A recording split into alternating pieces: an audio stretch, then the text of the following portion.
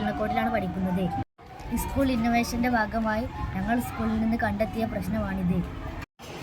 ഇന്നത്തെ കാലത്ത് നമ്മൾ നേരിടുന്ന ഏറ്റവും വലിയ പ്രശ്നമാണ് ഭക്ഷ്യവസ്തുക്കളിലെ മായം ചേർക്കൽ. ഇത് ഏറ്റവും കൂടുതൽ നേരിടുന്നത് നഗരങ്ങളിൽ താമസിക്കുന്നവരാണ്. ഗ്രാമത്തിലെ ജനങ്ങൾക്ക് അവരുടെ സ്വന്തം സ്ഥലങ്ങളിൽ അവരുടെ ആവശ്യാനുസരണം കൃഷി ചെയ്യാവുന്നതാണ്. എന്നാൽ നഗരങ്ങളിൽ ഉള്ളവർക്ക് ഇത് സാധിക്കില്ല.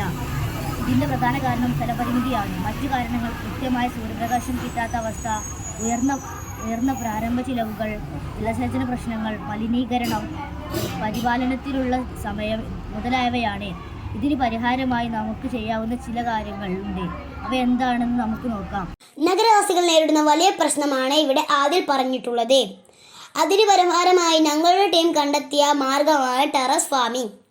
ഫ്ലാറ്റുകളുടെ ടെറസുകളിൽ ഫാമിംഗ് എന്നത് നഗര ജീവിതത്തിലുള്ളവർക്ക് തങ്ങളുടെ സ്വന്തം ശുദ്ധമായ ഭക്ഷ്യവസ്തുക്കൾ ഉൽപ്പാദിപ്പിക്കാനും പരിസ്ഥിതി സൗഹൃദമായ ജീവിതം നയിക്കാനുമുള്ള ഒരു മികച്ച മാർഗമാണ്. ഇത് പരിമിതമായ സ്ഥലവും ഉപകരിച്ചാണ് സാധ്യമാക്കുന്നത്.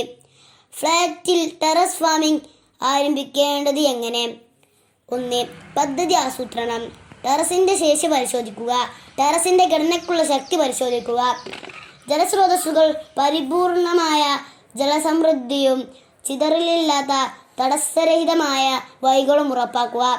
സൂര്യപ്രകാശം 6-8 മണിക്കൂർ നേരം നേരിട്ട് സൂര്യപ്രകാശം ലഭ്യമാകുന്ന ഭാഗം തിരഞ്ഞെടുക്കുക. ഉപകരണങ്ങളും സാധനങ്ങളും കൂടിയായതോ മൺചട്ടികൾ, ഗ്രോ ബാഗുകൾ, പഴയ പാത്രങ്ങൾ എന്നിവ ഉപയോഗിക്കാം. വളങ്ങൾ. ജൈവവളങ്ങൾ. മാലിന്യമായി പാകം ചെയ്യാവുന്ന വളങ്ങൾ. ഫ്ലാറ്റിലെ ടെറസ് ഫാമിങ്ങിൻ്റെ പ്രയോജനങ്ങൾ. 1. തനതായ ശുദ്ധമായ ഭക്ഷണം, രാസവസ്തുക്കളുടെ ഉപയോഗമില്ലാതെ കൃഷി. 2. ആരോഗ്യത്തിനും മാനസിക സന്തോഷത്തിനും പ്രകൃതിയുമായി അടുത്തിടപഴകുന്നത് മനസ്സിനും ശരീരത്തിനും നല്ലതാണ്. 3. ചെലവ് ലാഭം. പച്ചക്കറികൾക്കുള്ള ചെലവ് കുറക്കുന്നു. 4. മലിനീകരണം കുറക്കൽ. വീട് പുറത്ത് മാലിന്യങ്ങൾ ഉപയോഗിച്ച് കമ്പോസ്റ്റ് ഉണ്ടാക്കുന്നു.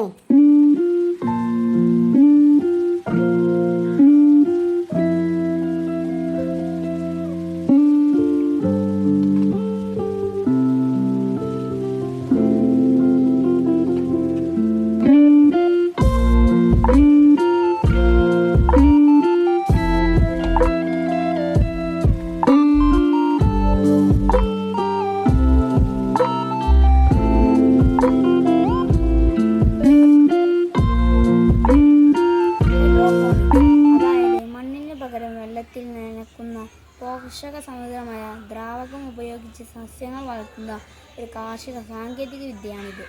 മണ്ണില്ലാത്ത കൃഷി എന്നും വിളിക്കുന്നു. ഹൈഡ്രോപോണിക്സ് പ്രധാന പ്രത്യേകതകൾ. 1. മണ്ണിൻ്റെ ആവശ്യമില്ല. സസ്യങ്ങളുടെ വേരുകൾക്ക് വേണ്ട എല്ലാ പോഷകങ്ങളും വെള്ളത്തിലൂടെ നൽകുന്നു. 2. തനതായ സിസ്റ്റങ്ങൾ. Deep water culture, nutrient film technique, drip system, aeroponics. 3. ജലസേവനം കുറവ്. പരമ്പരാഗത കൃഷിയേക്കാൾ 70-100% വരെ വെള്ളം കുറവാണ് ആവശ്യമായത്. 4. പരിസ്ഥിതി നിയന്ത്രണം. താപനില, വെളിച്ചം, ഹൈഡ്രേഷൻ എന്നിവ എളുപ്പത്തിൽ നിയന്ത്രിക്കാനാകും. 5. വളർച്ച വേഗത. ധാരാളം മണ്ണ് കൃഷിയേക്കാൾ വേഗത്തിൽ വളരുന്നു. 6. ശുദ്ധമായ ഉൽപ്പന്നം. രാസവളങ്ങളും കീടനാശിനികളും വളരെ കുറവ് മാത്രമേ ഉപയോഗിക്കൂ. ഹൈഡ്രോപോണിക്സിലൂടെ വളർത്തുന്ന ചില സസ്യങ്ങൾ. പച്ചക്കറികൾ, ഇലക്കറികൾ അഥവാ ലെറ്റ്യൂസ്, പാലക്, തക്കാളി, മുളക്. ഫലങ്ങൾ. സ്ട്രോബെറി, കറുത്ത മുന്തിരി. വെള്ളച്ചെടികൾ, പുതിന, തുളസി. ഹൈഡ്രോപോണിക്സ് എങ്ങനെ തുടങ്ങാം? 1. ആവശ്യമുള്ള ഉപകരണങ്ങൾ. സംവരണം ചെയ്ത ടാങ്കുകൾ, പോഷക ദ്രാവകം, വൈദ്യുതി പമ്പുകൾ, LED ലൈറ്റുകൾ അഥവാ പ്രധാനമായും ഇൻഡോർ കൃഷിക്കായി. 2. ജലഗുണനിലവാരം ഉറപ്പാക്കുക. pH 5.5-6.5 ആയിരിക്കണം. 3. കൃഷി ചെയ്യാനുള്ള സ്ഥലത്തിൻ്റെ ഇനം.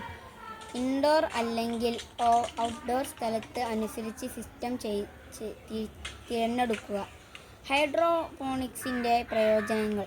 നഗരങ്ങളിൽ ഭൗതികവും കാലാവസ്ഥാപരവുമായ പ്രശ്നങ്ങൾ മറികടക്കാൻ കഴിയും.